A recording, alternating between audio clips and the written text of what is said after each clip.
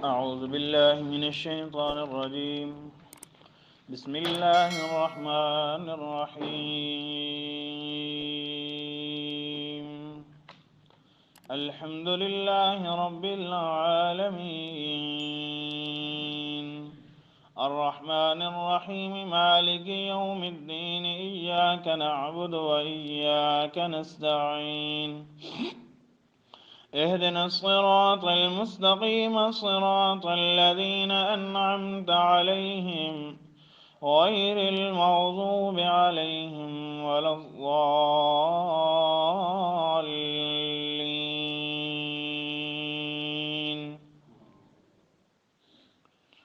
صدق الله مولانا العظيم الحمد لله رب العالمين تمام تعریفات الوہیت اللہ ہی کے ساتھ خاص ہیں جو پالنے والا ہے تمام جہانوں کو، الرحمن الرحیم بے حد مہربان نہایت رحم کرنے والا ہے، مالک یوم الدین مالک ہے قیامت کے دن کا، ایاک نعبد و ایاک نستعین ہم اس اللہ ہی کی عبادت کرتے ہیں، یعنی ایک اللہ ہی سے مدد مانگتے ہیں۔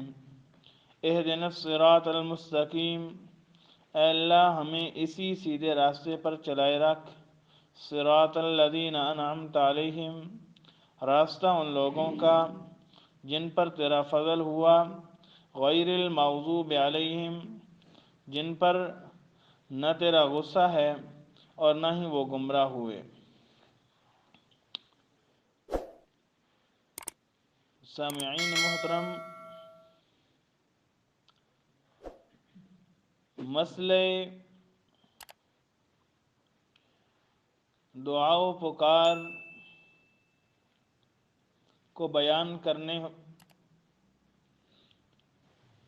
کے بعد اس بات کو بیان کیا جا رہا تھا، ہم ایک اللہ ہی کو کیوں پکارتے ہیں اور اللہ کے علاوہ کسی اور کو مصائب و مشکلات میں کیوں نہیں پکارتے؟ اس لیے کہ دنیا کے اندر گمراہی اسی راستے سے ہو رہی ہے کہ جو اللہ کے علاوہ کسی اور کو پکارتے ہیں۔ دوسرے لفظوں میں، آج جن قوموں اور مذاہب باطلہ نے اللہ سے عقیدہ ہٹا کر غیر اللہ کے ساتھ عقیدہ قائم کر لیا، تو ان کی ابتدا و انتہا جیسی بھی ہے مگر انجام ان کا برا ہی ہوگا۔ اس لیے کہ قرآن مقدس نے قوم کے اچھے انجام کا بھی ذکر کیا اور برے انجام کا بھی ذکر کیا۔ قوم کا برا انجام کہ ان اللہ لا یغفر ان یشرک بہ ویغفر ما دون ذلک لمن یشاء، کہ بے شک اللہ رب العزت نہیں بخشے گا اس کو جو شرک کرتا ہے اللہ کے ساتھ، اور قوم کا اچھا انجام ان الذین آمنوا وعملوا الصالحات اولئک اصحاب الجنہ ہم فیہا خالدون، کہ بے شک وہ لوگ جنہوں نے ایمان لایا اور اچھے اعمال کیے، اور یہی لوگ ہیں جنت والے اور اس کے اندر ہمیشہ رہیں گے۔ تو آج انسان کی گمراہی کا یہ سب سے اول نمبر اسی عقیدے کے اندر ہے کہ جن لوگوں نے اللہ کے علاوہ کسی اور کو مشکل کشا و حاجت روا، داتا گنج بخش غوث اعظم بنا رکھا ہے، اور اللہ کا قرآن زاریاں کر کے کہتا ہے کہ مشکل کشا ایک اللہ ہے، حاجت روا ایک اللہ ہے، پکاروں کے لائق ایک اللہ ہے، غموں کو دور کرنے کے لائق ایک اللہ ہے۔ لیکن کیا وجہ ہے کہ اس کتاب کے ہوتے ہوئے بھی، اس ہدایت کے چشمہ چراغ ہونے کے باوجود بھی لوگ صراط مستقیم سے کیوں ہٹے ہوئے ہیں؟ صراط مستقیم بھی ایسا کہ جو لمبا چوڑا نہیں، کشادہ بھی اتنا، سیدھا بھی اتنا کہ اس کے اندر کوئی موڑ نہیں۔ اللہ کا قرآن کہتا ہے اگر تم نے سیدھے راستے پر آنا ہے تو ایک ہی کام کرو۔ اللہ کیا کام کرنا ہے؟ فرمایا ان اعبدونی ھذا صراط مستقیم۔ صراط مستقیم کا معنی ہوتا ہے سیدھا راستہ۔ تو اللہ نے فرمایا ان اعبدونی، اے کائنات کے لوگوں میری عبادت کرو۔ اللہ تیری عبادت کریں گے تو کیا ہوگا؟ فرمایا ھذا صراط مستقیم، یہی سیدھا راستہ ہے۔ اور اللہ کے پیارے پیغمبر نے ایک مرتبہ زمین پر ایک لکیر کھینچی، خط کھینچا، اس کے ساتھ ساتھ اور بہت زیادہ خط کھینچے، ادھر بھی ادھر بھی۔ فرمایا اے میرے صحابہ، یہ راستہ ہے سیدھا، یہ راستہ سیدھا راستہ ہے، اور یہ جو ارد گرد راستے ہیں یہ سارے کے سارے گمراہی کے راستے ہیں۔ تو آج میرے دوستوں سمجھانے کا مطلب یہ ہے کہ اللہ کے پیارے پیغمبر نے جو سیدھا راستہ بتلایا ہے، قرآن مقدس کہتا ہے کہ سیدھا راستہ جو پیغمبر نے بتلایا ہے، جو اللہ نے تعلیم دی ہے، وہ یہی ہے کہ ان اعبدونی ھذا صراط مستقیم، ایک اللہ کی عبادت کرو، یہی سیدھا راستہ ہے۔ اللہ کو چھوڑ کر چاہے نبی کی عبادت کرو، چاہے نبی کو پکارو، چاہے ولی کو پکارو، چاہے اللہ کے علاوہ کسی زندہ مردہ خاکی نوری ناری کی عبادت کرنے میں لگ جاؤ۔ فرمایا تمہیں چاہے جتنا مرضی مزہ آئے، تمہیں لوگ اچھا کہیں برا کہیں جو بھی کہیں، لیکن وہ سیدھا راستہ نہیں ہے۔ سیدھا راستہ ایک ہی ہے، ان اعبدونی، ایک اللہ کی عبادت کرو۔ تو اللہ کی عبادت کرنے والا انسان یہ سیدھے راستے پر ہے۔ اور عبادت کا عام رکن جو بیان کیا جا رہا تھا وہ یہ کہ اللہ کو پکارا جائے، اللہ کو پکارا جائے، مشکلات میں، غموں میں، دکھوں میں۔ لیکن بات یہ چل پڑی تھی کہ اللہ کو کیوں پکارتے ہیں، اللہ کے علاوہ کسی اور کو کیوں نہیں پکارتے؟ یہ بڑی اہم بات ہے۔ تو اللہ کو کیوں پکارتے ہیں یہ تو میں نے عرض کر دیا۔ اللہ سننے والا بھی ہے، اللہ مالک بھی ہے، اللہ قادر بھی ہے، اللہ علیم بکل شے بھی ہے۔ اور اللہ کے علاوہ کسی اور کو اس لیے نہیں پکارتے، نہ وہ سننے والے ہیں، نہ وہ مالک ہیں، نہ وہ قادر ہیں، نہ علیم بکل شے ہیں، نہ قدیر بکل شے ہیں، نہ ہی مالک بکل شے ہیں۔ تو میرے دوستو بات یہ یہاں تک پہنچی کہ اللہ کے علاوہ کوئی اور سننے والا نہیں ہے۔ ماقبل جو درس ہوا بدھ کے دن وہ اسی موضوع پر تھا کہ اللہ کے علاوہ کوئی سننے والا نہیں ہے۔ اگر کوئی تمہاری سن بھی لے تو لا یستجیبون لکم، تمہیں جواب ہو نہیں دے سکتا۔ اللہ پاک نے قرآن مقدس کے اندر ایک قدرت کا بیان کیا، ایک قانون کو بیان کیا۔ قدرت اللہ پاک کی یہ ہے کہ اللہ نے فرمایا ان اللہ یسمع من یشاء۔ یہاں سے لوگ دھوکہ دیتے ہیں، دیکھو جی اللہ فرماتے ہیں کہ اللہ چاہے تو سنا سکتا ہے، اس لیے ہر مردہ زندہ سنتا ہے۔ یہ اللہ نے قدرت کو بیان کیا۔ اور آگے اللہ پاک نے قانون کو بیان کیا، ما انت بمسمع من فی القبور، جو قبروں کے اندر ہیں وہ آپ کی بات ہو نہیں سن سکتے۔ یہ قانون ہے۔ اس کو مثال کے ذریعے سمجھیں کہ اللہ پاک کی قدرت یہ ہے کہ حضرت عیسیٰ علیہ السلام بغیر باپ کے پیدا ہوئے، اور اللہ پاک کا قانون یہ ہے کہ میاں بیوی ملیں گے، 9 ماہ کے بعد انسان کا وجود ہو اس دنیا کے اندر آئے گا۔ یہ اللہ کی کیا ہے؟ یہ اللہ کا قانون ہے، قدرت الگ ہے۔ ساری کائنات اللہ کی قدرت کے ساتھ، لیکن اللہ نے اپنے قانون بھی بتلائے۔ اب غلط فہمی یہاں سے ہوتی ہے کہ جو لوگ اللہ کی قدرت کو قانون میں اور اللہ کے قانون کو قدرت کے اندر منتقل اور اختلاط کر دیتے ہیں، ملا جلا دیتے ہیں، لوگوں کے سامنے مسئلے کو ملتبس کرنے کے لیے، ملانے کے لیے اور دھوکے میں ڈالنے کے لیے۔ اگر آپ کہیں کہ قبر والے نہیں سنتے تو وہ کہیں گے ان اللہ یسمع من یشاء، اللہ جس کو چاہے سنا سکتا ہے۔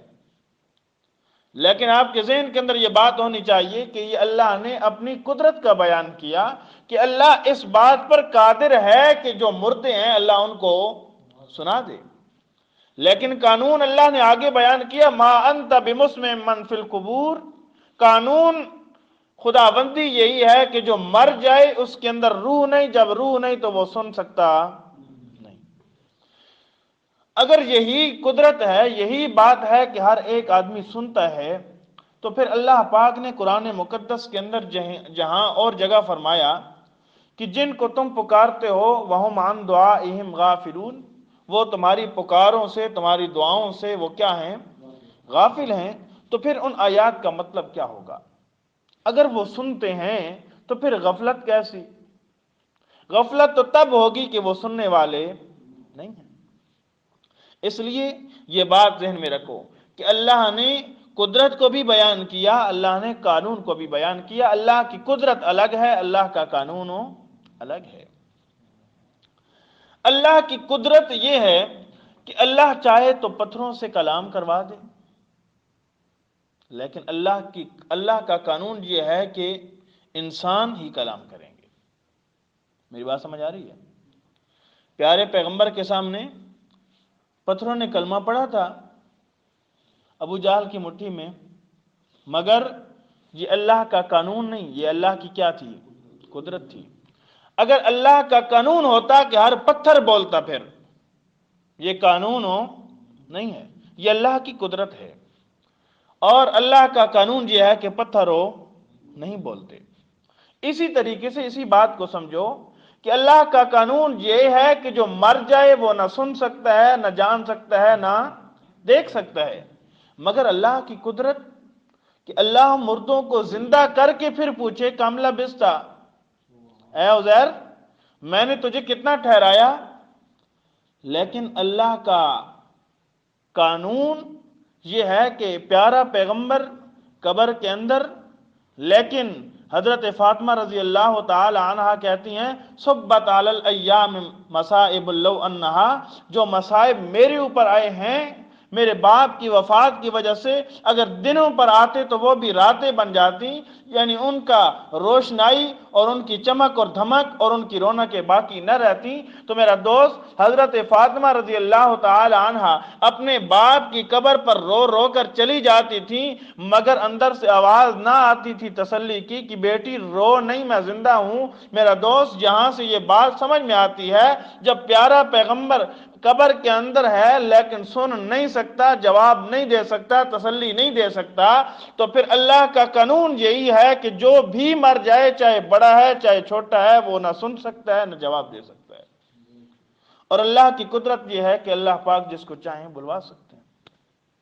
اللہ نے اپنی قدرت کو بھی بیان کیا، اللہ نے اپنے قانون کو بھی بیان کیا۔ قدرت کو اللہ پاک نے ایک مرتبہ حضرت ابراہیم علیہ السلام کی واقعہ سے معلوم ہوتا ہے، 3 پارے کے اندر ہے، اللہ پاک نے اپنی قدرت کا اظہار کیا۔ حضرت ابراہیم علیہ السلام کا واقعہ ہے، 3 پارہ بالکل شروع سے کھولیں۔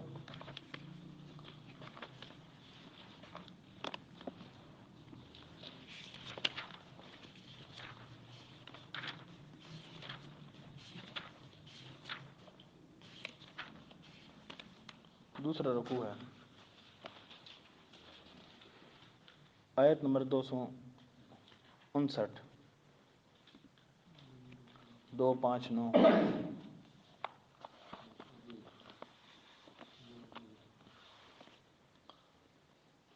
یہاں سے سپارہ شروع ہو رہا ہے، ایک پیج آگے ادھر سے۔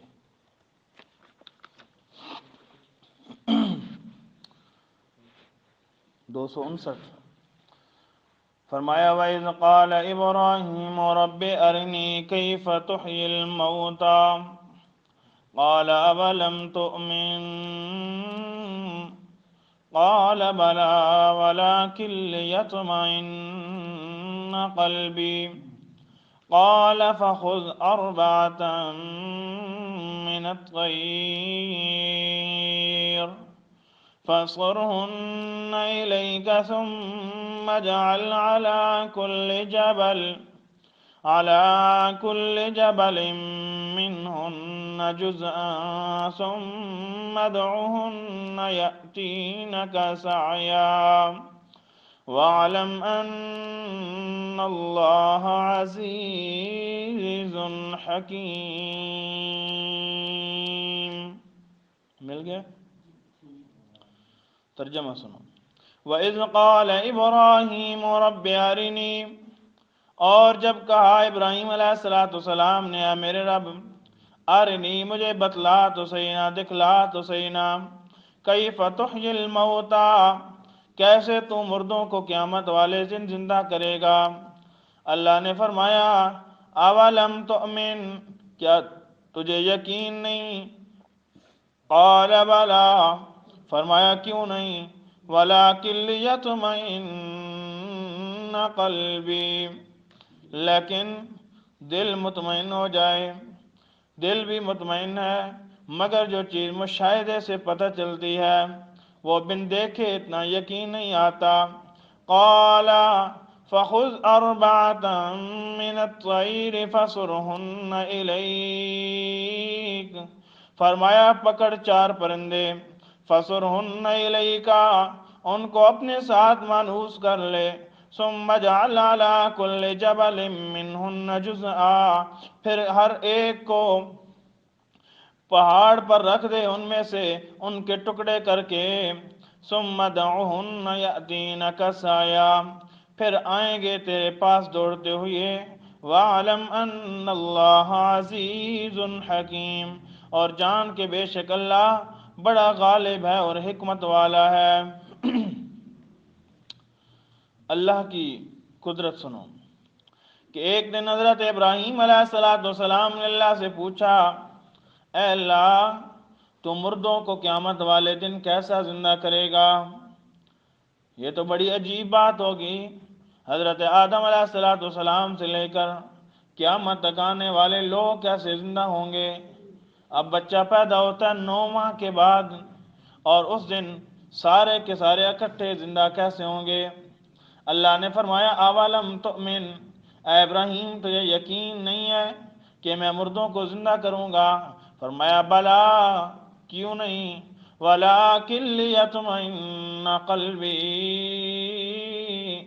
لیکن اللہ اپنی آنکھوں سے دیکھنا چاہتا ہوں، اللہ اپنی آنکھوں سے دیکھنا چاہتا ہوں۔ اللہ نے فرمایا قانون تو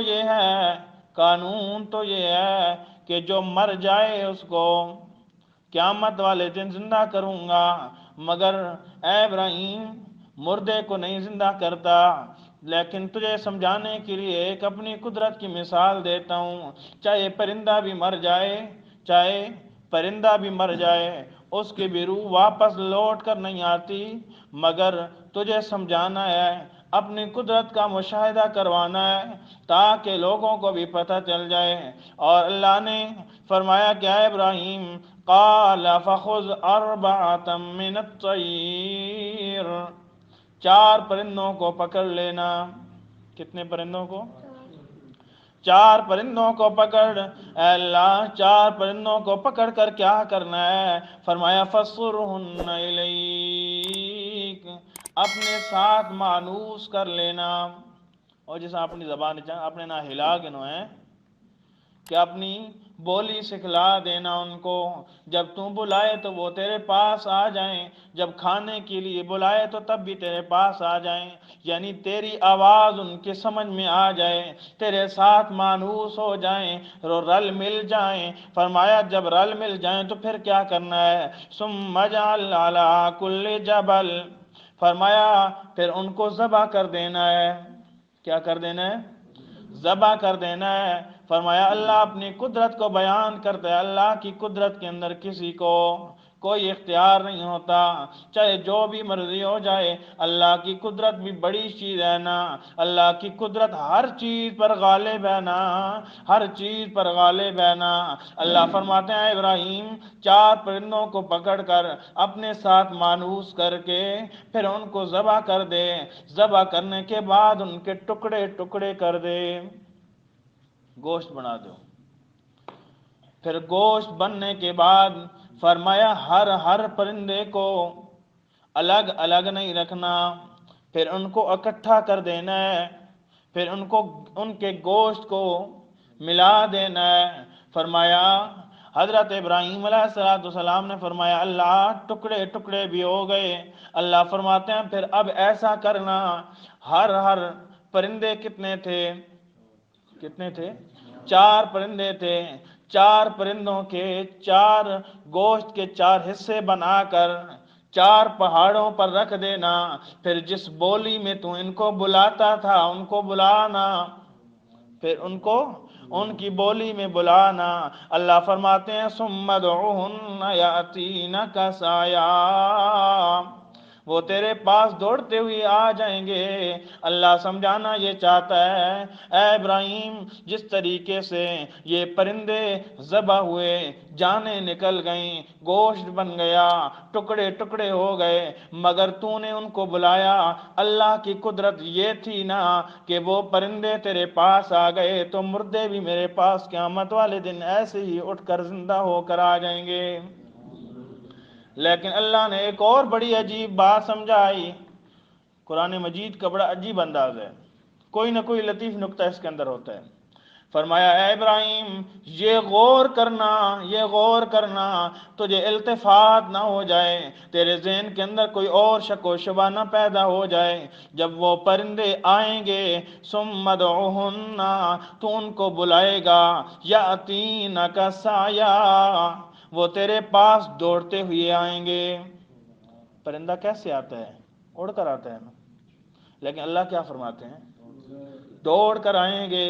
کیوں دوڑ کر آئیں گے؟ اللہ فرماتے ہیں اس لیے دوڑ کر آئیں گے اے ابراہیم تو نے میری قدرت دیکھنی ہے، جب میری قدرت کا مظاہرہ ہو پھر اس کے اندر کسی اور کا شک و شبہ بھی میں نہیں آنے دیتا، یعنی تیرے ذہن کے اندر یہ بات نہ ہو کہ کوئی اور پرندہ اڑ کر میرے پاس آ گیا ہے۔ فرمایا وہ جو پرندے تیرے پاس آئیں گے وہ دوڑ کر آئیں گے، چل کر آئیں گے۔ آگے اللہ نے فرمایا وَعْلَمْ، یہ ساری کی ساری قدرت کا مظاہرہ اور مشاہدہ اس لیے کروایا ہے، وَعْلَمْ تو جان لینا، کائنات والا تو جان لینا، اے مخلوق تو جان لینا، ان اللہ عزیز حکیم، اللہ غالب بھی ہے، حکمتوں والا بھی ہے۔ اللہ غالب بھی ہے، حکمتوں والا بھی ہے۔ فرمایا جوانوں کی جوانی میں موت دے دے تو وہ غالب ہے، اور اگر کسی کے بڑھاپے سے بھی بڑھاپے میں لے جا کر اس کو موت دے تو فرمایا اس کی حکمتیں ہیں نا، اس کی قدرت بھی اپنی، اس کی حکمت بھی اپنی۔ فرمایا اس کے ہر فیصلے بڑے اچھے ہوتے ہیں۔ اس لیے اللہ رب العزت نے قرآن مقدس کے اندر اپنی قدرت کو بھی بیان کیا، قانون کو بھی بیان کیا۔ قانون تو یہی ہے نا کہ جب انسان یا جس حیوان کی روح نکل جائے تو وہ واپس ہو نہیں آ سکتی، لیکن اللہ نے زندہ کر کے دکھایا تو یہ کیا ہو گیا؟ یہ اللہ کی قدرت ہوگی۔ قانون الگ ہے، قدرت تو الگ ہے۔ اب یہ بات لوگ دھوکہ دیتے ہیں، جی وہ دیکھو پرندے بھی زندہ ہوئے تھے، حضرت عزیر بھی زندہ ہوئے تھے، فلاں بھی زندہ ہوا تھا، تو یہ کیا ہے؟ اللہ کی قدرت ہے۔ اللہ کا قانون یہ ہے کہ جس پر موت آ جائے وہ نہیں جان سکتا، نہیں زندہ ہو سکتا، نہ سن سکتا ہے۔ اس لیے یہ درس آج کا تو اس بات کو سمجھانے کے اندر چلا گیا، تو انشاءاللہ کل کے درس کے اندر یہ بات ہوگی کہ اللہ کے علاوہ ہم کسی اور